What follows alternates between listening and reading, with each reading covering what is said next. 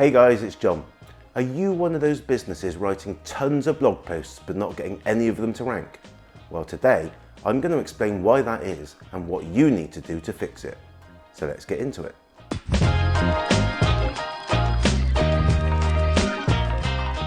Before I get started, if you want the best ways to market and grow your business, then make sure you subscribe to this channel.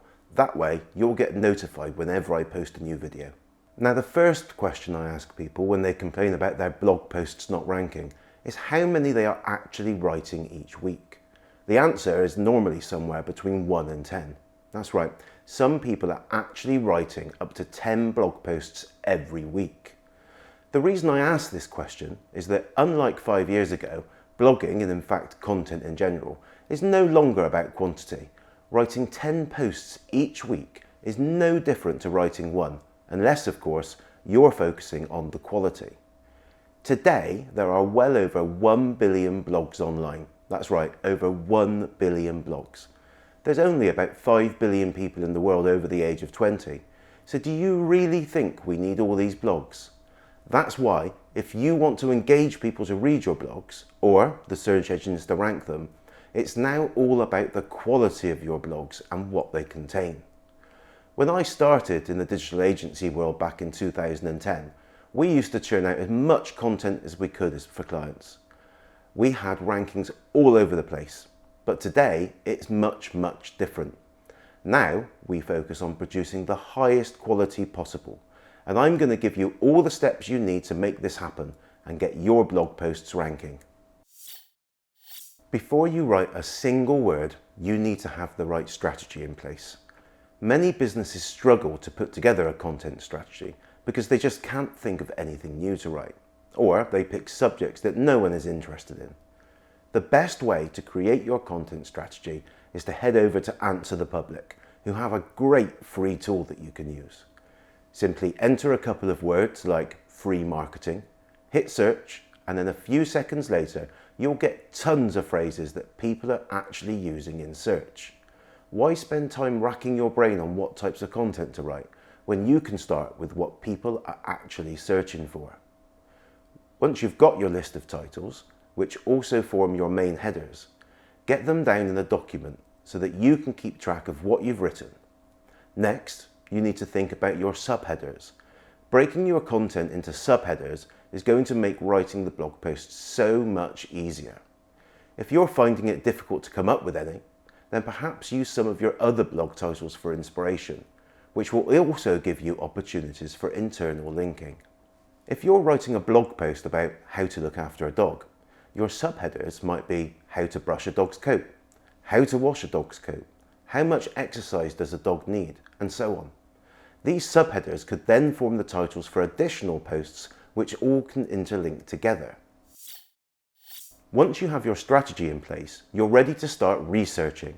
So head over to Google, use your search phrases and start looking at the top 10 websites that are ranking.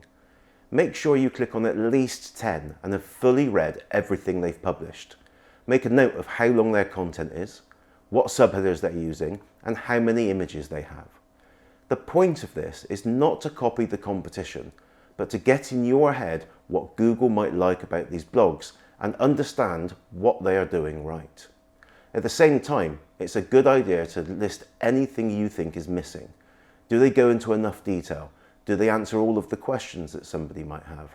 Do they visually show what they are trying to explain?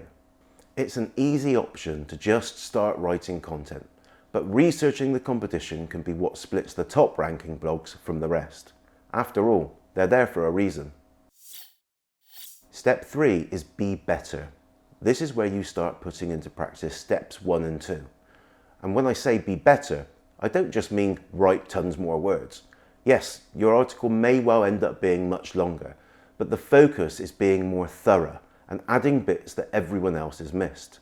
For example, if you're writing a post about dog grooming, have you covered all the different types of coat, what effect it might have on people with allergies, what dogs like about grooming, how to calm a dog down before a bath, the best shampoo products and why?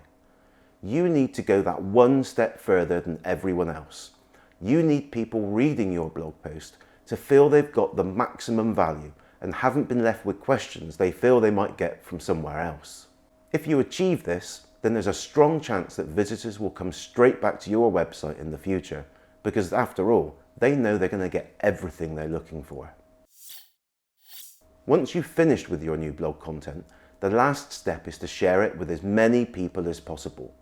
If you've included links to source material or even products, send the owners a message afterwards. Hey Gary, thought you'd like to know I've mentioned you in my latest blog post about dog grooming. Hope you like it. There's a strong chance that these people will then link back to your content, and better still, share it across all their social channels. If you follow these steps, then you'll start writing content that ranks quickly. You'll stop producing blogs that do nothing, which is a massive waste of your time, and begin writing with purpose. I hope you've enjoyed this video. If you have, I'd appreciate the like. If you want to see more, hit the sub button. And if you've got any questions, leave a comment below. Cheers then.